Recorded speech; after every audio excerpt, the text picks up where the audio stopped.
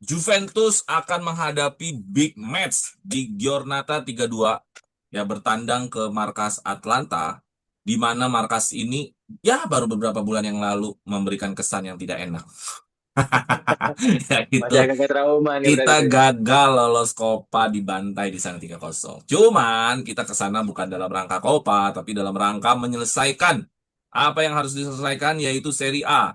Ya Liga di Giornata 32 ini dan harapannya tentu kalau mau lolos Liga Champions ini harus menang karena kebetulan Komonya lagi lawan Inter. Jadi kalau ini menang, kita bisa nyalip ini langsung empat besar. Gitu. Ya, gua kok berdua doang? Iya, berdua doang karena satu lagi harusnya Del Piero yang kita undang nih Wih untuk deh. acara Clash of Legends. Lagi sibuk Del Piero-nya ya. Jadi cukup berdua aja. Gua sama dengan siapa?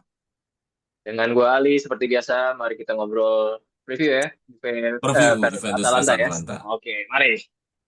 Oke, ya. Biasanya gue mengundang membershipnya lagi jadwalnya lagi nggak masuk semua, lagi nggak cocok. Tetapi teman-teman juga gue ingin mempromosikan bahwa Suara Juventus ini sangat-sangat membuka membership. Membership itu buat gue adalah menambah teman, menambah saudara, menambah ya kita menambah lagi apa yang menjadi hubungan yang kuat sesama Juventus ini. Terus membership juga lu bisa ngobrol di sini dan lu bisa tergabung dalam grup WhatsApp kita. Grup WhatsApp kita sangat ramai sekali apalagi kalau pas match day gila banget. Terus juga kita Live ada fit. commentary. Iya, ada komen kalau lagi ada pemain yang jelek atau gol atau kebobolan lebih rame lagi. Ya jadi seru lah pokoknya lah ya. Jadi lu kalau nggak join sayang banget. Terus yang ketiga adalah gue ingin mempromosikan fitur members. Sorry, tadi kan udah fitur membership. QR ya. Di situ ada QR bukan QRIS. Jadi lu pindai dari handphone lo. Di situ masuk ke akun Saweria. Di situ ada Dana, ada GoPay, ada apa untuk menyumbang supaya Suara Juventus ini abadi nan jaya. Maksudnya sampai Karena kapanpun. musim depan rencananya, karena musim depan rencananya kita mau ngedatengin Marchisio ya pakai QR itu ya, meskipun dalam Yoi, bentuk tunai jadi ya. semakin banyak sumbangan lu, narasumbernya nanti dijamin keren-keren lah pokoknya. Pemain Juve semua, ya pemain Juve seri D lah.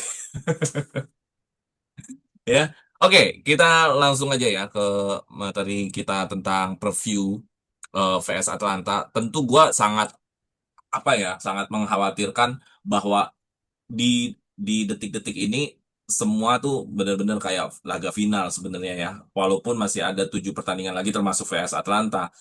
Kepleset dikit aja, ya Roma udah mau nyusul gitu. Walaupun poinnya beda 3 poin. Artinya apa? Artinya memang bukan di fase-fase kita bisa tolerir lagi sebuah kesalahan atau kepleset poin, kehilangan poin udah nggak bisa lagi. Sedangkan Atlanta sendiri, dia juga posisinya juga sedikit lagi ke Eropa. Kalau nggak salah dia beda 3 poin apa 4 poin ke peringkat 6 ke Roma, mengejar posisi Roma. Jadi dua-duanya punya motivasi ya, punya motivasi untuk tetap berada di Eropa. Kalau Juve motivasinya adalah Liga Champions yang dananya lebih besar. Gua rasa Atalanta juga ingin punya motivasi ke Eropa karena mereka juga sudah merasakan manisnya di Eropa ya, menjuarai Europa League, pemainnya banyak yang laku segala macam, value terhadap klub juga bagus. Apalagi Palladino pasti pelatih muda pengen nih bikin apa namanya, bikin gebrakan bahwa dia bisa membawa Atalanta lebih baik dari Gasperini kan, pasti kan tantangannya begitu ya, gitu. Jadi itulah yang hari ini kita bisa lihat keadaan-keadaan seperti itu, di mana Juventus juga lagi hotspotnya banget bisa mengejar empat besar dan Atlanta juga hotspot juga mengejar Eropa. Jadi dengan melihat hasil sebelumnya nih, Li, gue langsung ke pertanyaan aja ya. Oke. Di mana kita tuh kalah telak ya, kalah telak 3-0, ya kalah telak lah 3-0. Dan rekor pertemuan melawan Atalanta ini jadi tidak mudah ya. Waktu itu pernah Gasper ini kita dibantai, sekarang dibantai.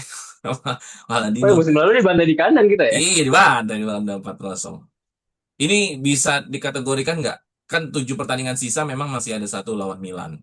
Nah, bisa nggak dikategorikan ini adalah pertandingan yang berat untuk dihadapi Juventus di sisa musim ini? Menurut lo gimana? Oke, pertanyaannya menarik sekaligus bikin deg-degan sih sebenarnya buat semua Juventus ini.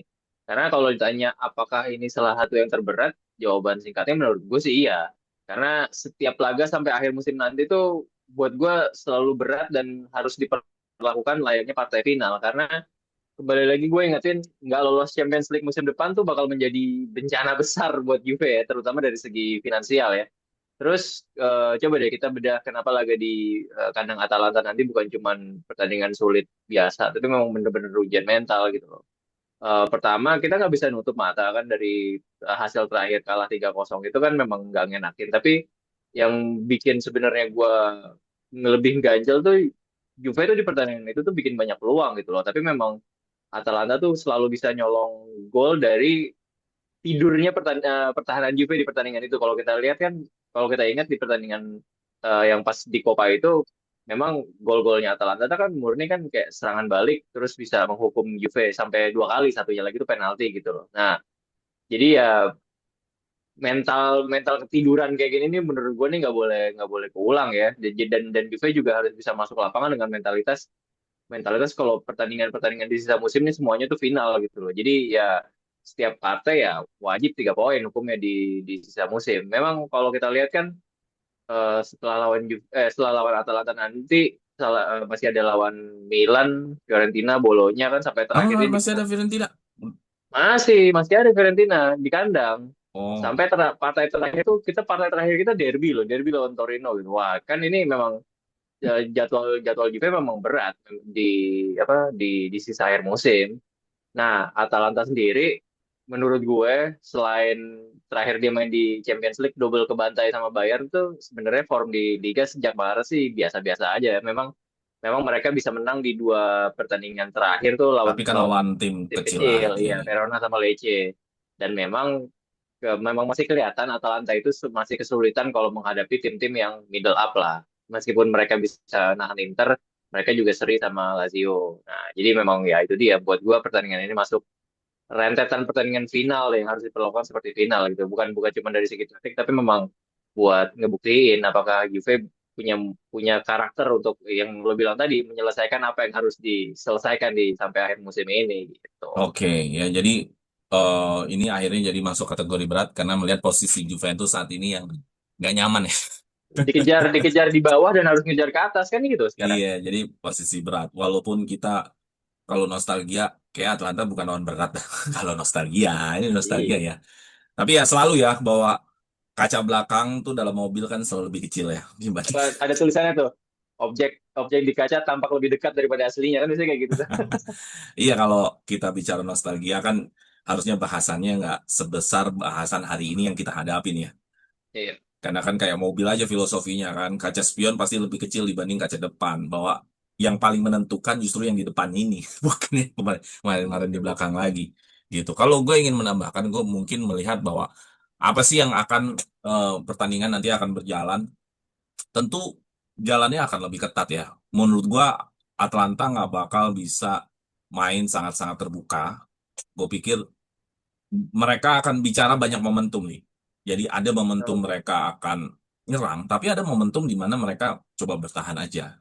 Artinya gue tidak melihat ini seperti kayak pertandingan yang eh Juve lawan apa sih yang bolak-balik serang. Gue nggak melihat kayak gitu sih. Juve Inter di kandang Inter Ya, tuh Juventus. Inter yang Juve yang 4-4 ya. Wah, itu Oh seru ya, banget yang tuh. musim lalu. Iya, Ya, itu itu seru memang banget kebuka tuh. kayak main PS kalau gue ngeliatnya. Oh, yang di Juventus juga yang 4-3 Iya, sama, saling serang. saling serang. Kayaknya nggak sampai ke titik itu deh. Kayaknya Atlanta masih mempertimbangkan bahwa kekuatan Juve, kemampuan Juve untuk mencengkeram mereka juga itu serem. Jadi kayaknya pertandingan agak ketat. Jadi nggak Juve tetap dominan, tetapi dominannya di sini nggak yang model mudah untuk masuk kotak penalti. Jadi pertandingannya menurut gue ini akan ketat, nggak akan terbuka, nggak akan bolak-balik balas serangan. Ya itu prediksi gue sekali lagi. Kalau prediksi gue salah ya wajar ya karena bukan dukun ya. Jadi teman-teman yang suka ngomong di sini nggak apa-apa berprediksi kan kita bukan dukun, salah ya nggak apa-apa, wajar lah. Gitu. Jadi prediksi gue kayak gitu, Li. Pertandingannya bakal lebih hati-hati, terutama untuk di Atlantanya. Mereka akan mencoba untuk menarik Juventus tinggi-tinggi mungkin karena mereka punya striker yang cukup, ya Kristovic itu kan larinya masih lebih ada dibanding Skamaka ya. Iya, Skamaka Atau kan tipikal nomor 9 lah. ya De juga bagus untuk bawanya ya, carry the ball-nya juga bagus ya dia, Iya, dikit iya lere. betul betul. Tapi gue yang menarik bahwa si Paladino masukin Zalewski-nya jadi penyerang sayap ya, bukan wing kayak di formasi 3-5-2 di Roma ya, Iya Zalewski. enggak sih, karena Pellegrino mainnya juga 4-3-3 kan setahu gue ya. Iya, Atalanta juga masih mainnya masih empat tiga nggak tiga maksud kan gue kan sebenarnya. si Zalewski itu kan yang dari Roma tuh, yang Iya ya, si Zalewski itu di Roma kan dia jadi wingback kan, sementara di wingback. Atalanta kan jadi winger murni aja. Jadi penyerang Memang sayap dong. memang iya didorong ke depan, sorry, Hmm, penyerang didorong ke depan. iya. Nah, jadi menurut gua mereka mengandalkan depan-depannya yang Deket Leres yang lebih agak bahaya karena dia akan lebih banyak dribble kan, lebih banyak bawa bola kan. Iya, dan Gitu. memang outlet kreatifnya Atalanta dari De Ketelaere. Betul. Nah, kita maju lagi ya, kita ngomongin lebih teknis lagi ya. Kalau tadi kan ngomongin ngomongin garis besar apa yang akan kita hadapi, Atlanta adalah tim yang lebih berat dan menurut lo Juve harus menganggap ini sebuah laga final semuanya ya. Tapi Hmm. final itu yang paling penting adalah mentalnya jangan tertekan ya. Karena final itu kan masalah mental juga nih. Kalau Iya betul. kalau mental nggak diperbaiki, nanti yang ada final malah kecut gitu. Oke, kita lihat bahwa Atlanta, kalau kita lihat pendekatan taktis Atlanta pada saat di Coppa Italia, kalau lo mau lihat lagi, mereka tuh seringnya pakai long pass nih. Jadi long passnya itu dari kiper si siapa Karnesecki, long pass eh, mereka berharap ada second ball yang bagus, dapat bola ke dia, mereka akan kasih terobosan ke Charles de Ketlere, terus atau ke sayap-sayapnya Zappacosta atau segala macam. Jadi mereka berharap long pass lagi nih. Nah, apakah Spalletti membaca itu? Itu yang pertanyaan gua. Long pass ini akan dibaca Spalletti. Kalau memang Spalletti itu membaca, apakah itu suatu hal yang bahaya nggak sih buat Juventus? Ataukah sebenarnya itu masih bisa diredam dengan kehadiran Bremer misalkan? Atau kita ada Locatelli yang tinggi juga. Jadi menurut lo Spalletti membaca itu nggak? Kalau memang membaca itu, apa yang harus dipersiapkan untuk menekan long passnya Atlanta ini atau seperti apa yang lo lihat dengan strategi long passnya Atlanta itu yang intensif digunakan pada saat kita 3-0 itu? Ya, oke. Sebenarnya gini, kalau gue memang memang setuju sih sama yang lo bilang. Atalantanya Palladino ini kan memang setelan pabriknya tuh termasuk konsisten ya kalau ketemu tim dengan kualitas individu yang memang di atasnya mereka. Hmm. Jadi mereka lebih cenderung memang menyerap serangan lalu counter attack dengan cepat. Nah, metode counter attack-nya ini kan eh, paling paling kelihatan memang secara long ball ya. Itu menurut gue pasti udah kebaca sama Spalletti dan kalau memang ngelihat statistik sendiri, Juve tuh kalau seingat gue tuh memang duel-duel udaranya tuh nggak kalah gitu loh. Tapi eh, lebih sering kecolongannya dan memang pas lawan Atalanta kemarin itu dua kali itu memang lewat bola-bola bawah aja, trubol-trubol tuh nggak ada yang nggak ada yang nggak apa ngefilter gitu loh. Jadi ini nggak boleh kejadian lagi di partai besok lawan Atalanta. Terus attitude-nya Juve, jadi kalau menurut gua memang Spalletti ini kan pelatih yang memang proaktif, dia bukan pelatih reaktif kan. Jadi memang itu juga terreflected dengan cara main Juve sekarang kan memang lebih menciptakan peluang, berusaha mengambil alih permainan gitu kan. Nah, ini juga memang jadinya ke depan ke depannya di pertandingan terutama pertandingan lawan Atalanta besok ini nggak ada jalan lain buat Juve selain punya naluri pembunuh yang lebih tajam gitu loh. Kill the game secepatnya ciptakan peluang, golin, lalu berusaha bikin peluang lagi karena apa ya? eh, Atalanta ini memang terlihat mereka sangat mengandalkan sekali faktor si Karnesecki ini. Memang kalau kita lihat dari segi statistik pun salah satu shot stopper paling bagus ya kiper dengan tipe shot stopping paling bagus di Liga Italia itu ya si Karnesecki ini selain Emil ya. Karena Emil juga mungkin kebantu statistiknya kayak karena dia memang nerima banyak tembakan kan karena defense-nya di depannya nggak begitu bagus. Tapi ya di Atalanta Karnesecki ini memang keberadaannya nih memang vital sekali. Terus jadi kalau memang Juve sampai gagal cetak gol cepat atau berkali-kali peluangnya dimentahkan karena Seki, gue ngeri penyakit lama Juve ini keluar. Biasalah kalau apa ya kan kalau kita kan selentingannya kan setiap tim yang lawan Juve tiba-tiba kerasukan Buffon gitu kan. Nah, kalau kalau Juve gagal menciptakan at least gol cepat lalu dan tetap gagal apa ya menguasai permainan ini fokus tuh biasanya tuh bisa mulai hilang nih jarak pemain mulai panik terus biasalah jarak antar lini mulai berantakan akhirnya mental kena dan kecolongan itu yang kejadian pas di pertandingan Copa kan sebenarnya kan jadi ya kalau dari Juve memang apa ya harus harus bisa tetap PR pertamanya harus bisa cetak gol pertama dan bukan protecting the lead tapi justru menambah keunggulan.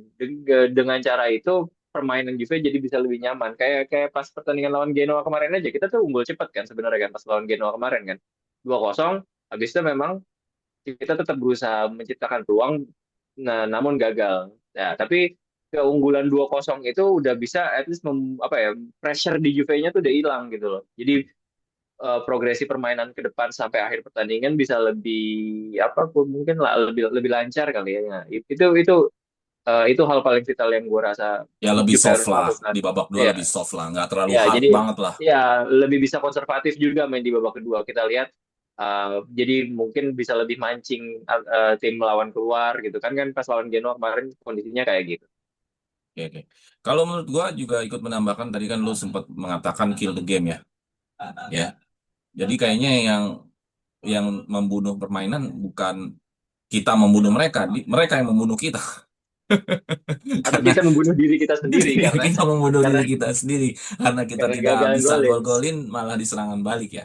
Jadi ya apalagi tadi lu memberikan satu gambaran data bahwa karena Seki bagus stoppernya segala macam makin susah aja nih di Jonathan David golin ini. Hmm, Tapi ya ada satu hal yang sekiper sejago apapun kalau dia mendapatkan serangan yang sifatnya cutback atau crossing yang sangat akurat ya, maksudnya itu kan bola-bola dadakan ya, bola-bola tap in itu sulit diantisipasi sama seorang kiper ya.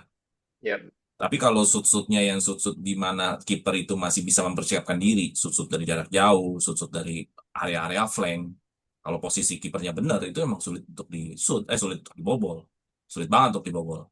Sekali lagi ya berarti Juve kalau mau kill the game, lu harus benar-benar masuk ke pusat kotak penalti. Gimana tuh caranya bisa cutback lagi model kayak si Chico kemarin. ya Chico ini kemarin. Nah, gimana crossingnya itu bisa masuk lagi kayak Yildiz yang ngasih ke Yildiz ke yang kaget si Weston.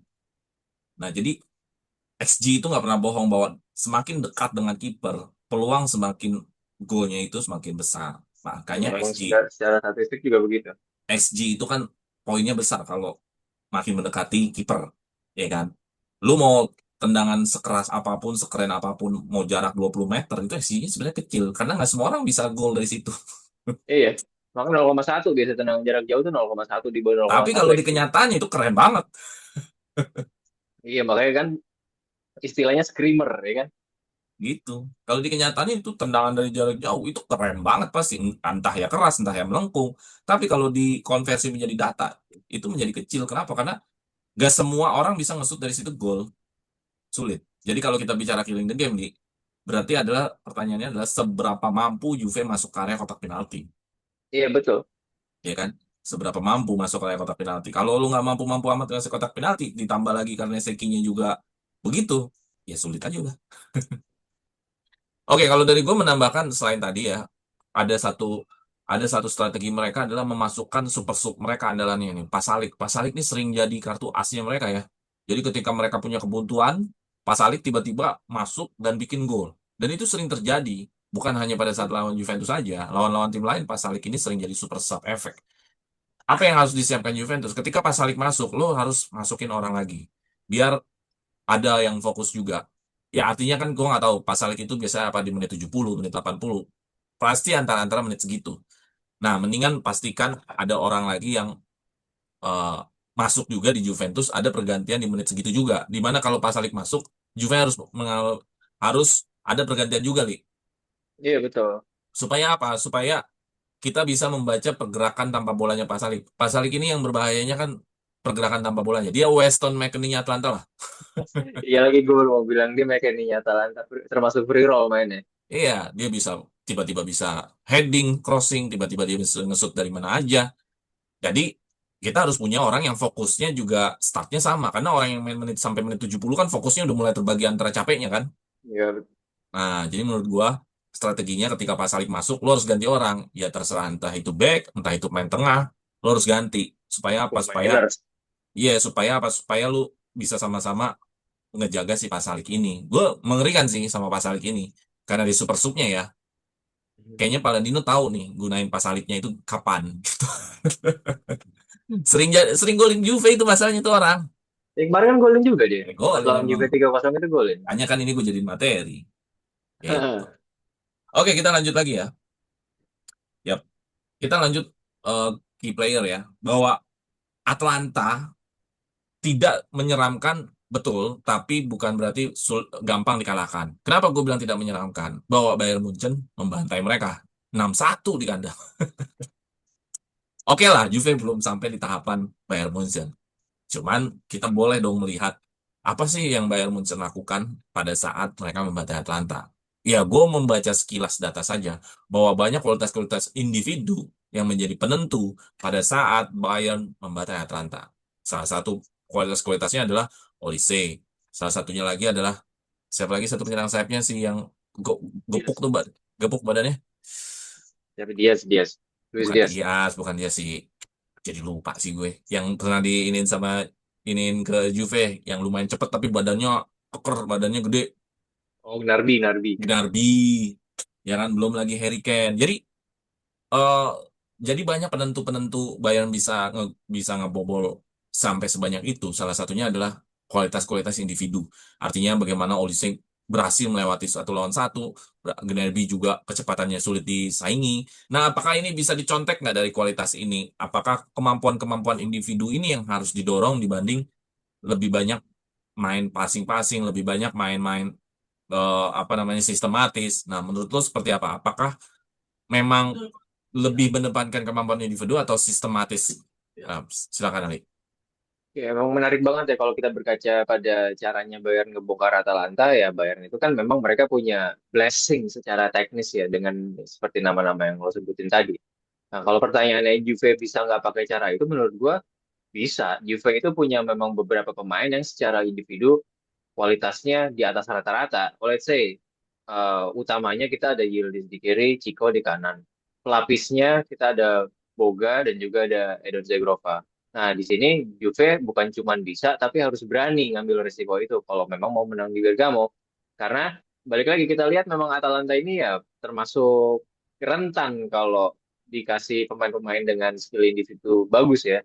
Dan kita juga tahu kalau Yildiz sama Chico ini adalah pemain yang punya apa ya chaos factor gitu loh yang bisa memang menghadirkan ketakutan di jantung pertahanan lawan.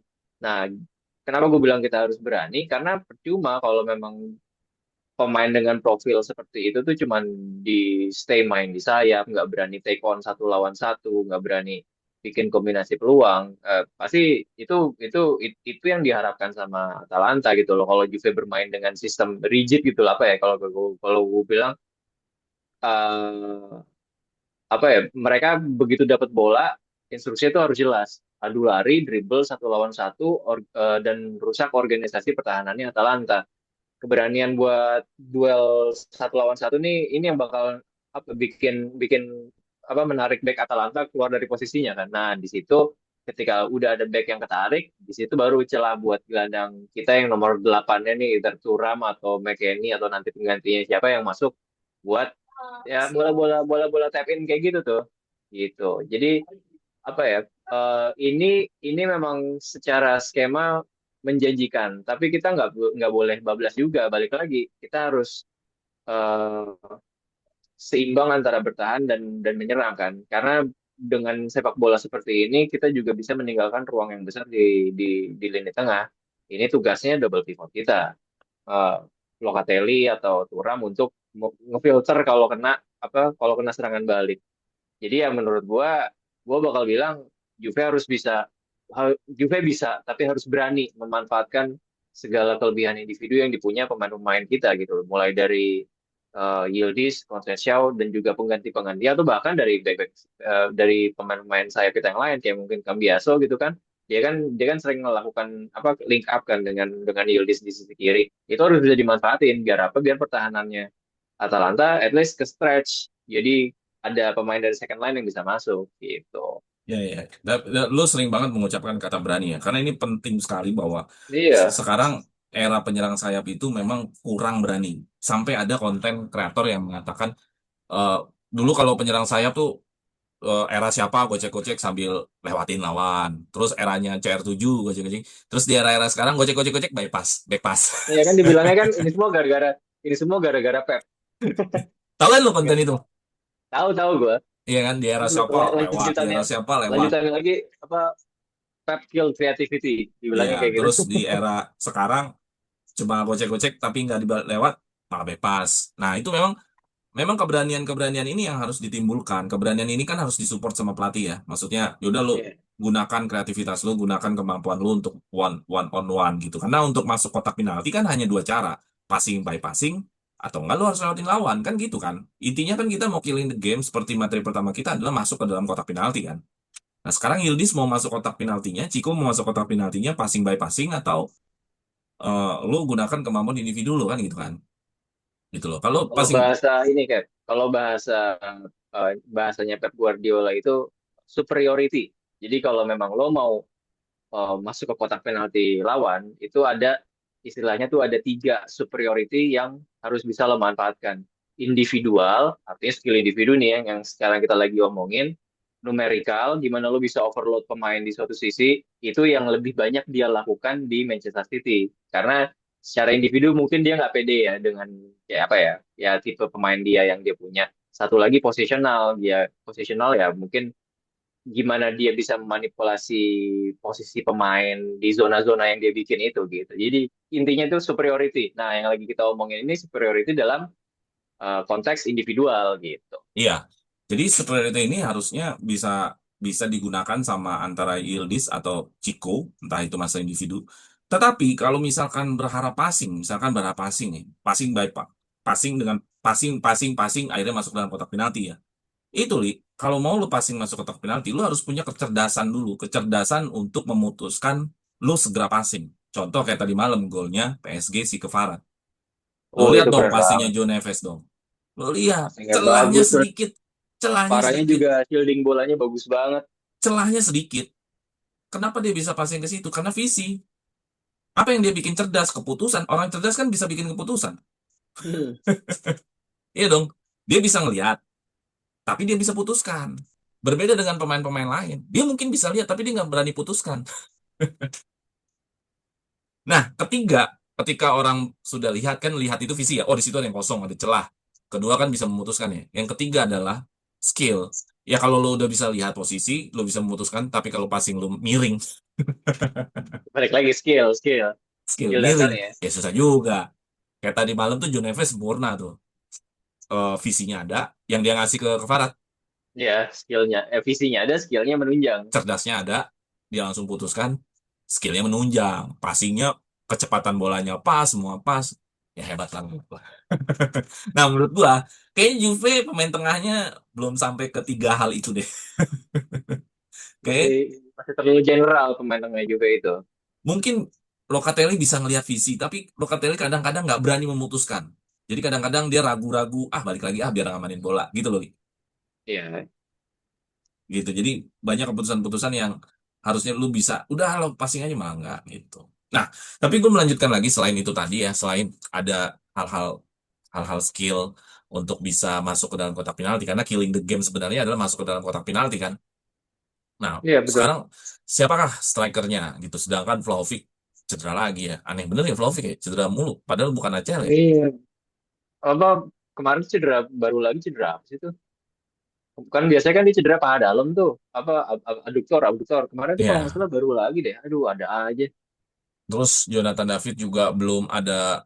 Ya lawan Genoa aja di kandang aja sesulit itu gitu loh, untuk David bisa punya peluang gitu. Ya tersisa tinggal Arek Arek Surabaya, Arek milik. Arif Milik. Apakah perlu nggak Arek milik main? Kalau gue pribadi perlu-perlu aja dengan situasi kayak gini ya. Vlahovic cedera, terus Jonathan David masih kesulitan. Perlu-perlu aja. Apalagi Arek milik ini kan lebih cenderung responsif terhadap crossing ya. Jadi menurut gue sih nggak masalah ya. Karena crossing itu adalah salah satu taktik yang sangat konservatif dalam sepak bola dan cukup punya potensi menciptakan gol cukup besar. Jadi menurut gue ya nggak masalah sih Arek milik main-main aja kalau seandainya Spalletti berani ya. Kalau menurut lu gimana Arek milik? Milik itu kan sebenarnya dia bagus di teknik dasarnya gitu loh. Dia buat gue dia salah satu pemain penyerang tipe yang hold hold on to the ball-nya tuh bagus. Jadi Hmm.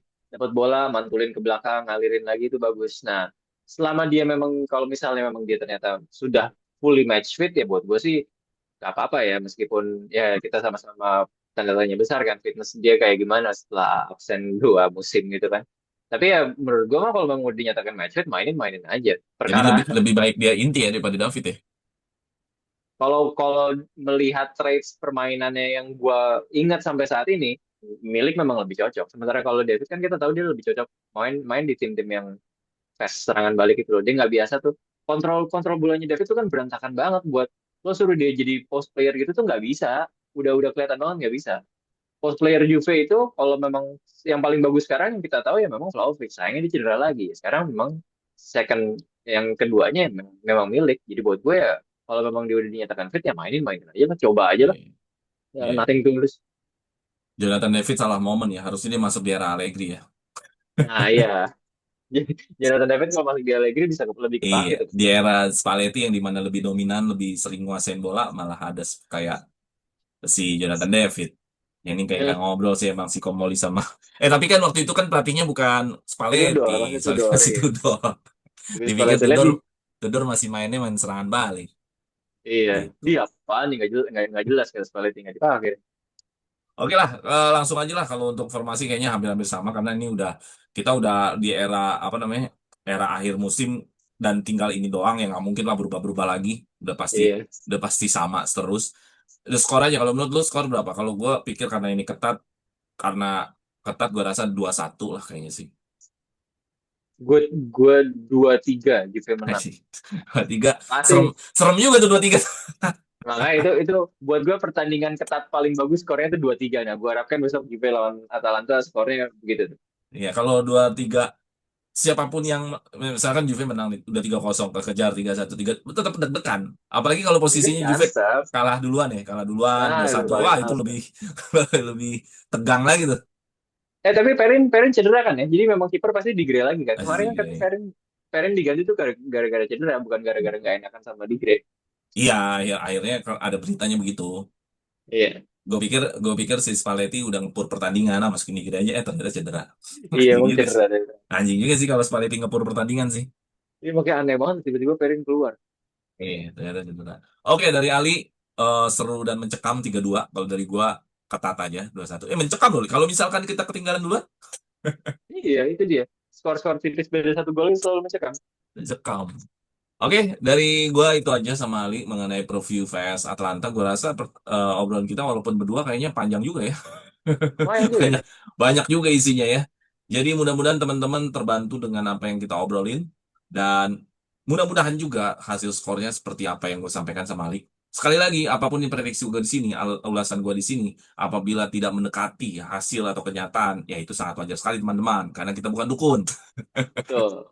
ya. Dan kita Tapi kan juga kalau analisis bukan cap-cip-cup, kita ada datanya. Jadi Iya, memang tapi kalau memang mendekati apa yang kita ulas di sini segala macam, ya itulah hasil dari olah olah data kita, olah interpretasi kita, olah analisa kita. Oke, itu aja mungkin yang bisa gue sampaikan. Jangan lupa share, like, and subscribe, dan kita ketemu lagi di video selanjutnya. Vino alla fine, Forza Forza Juve! EV.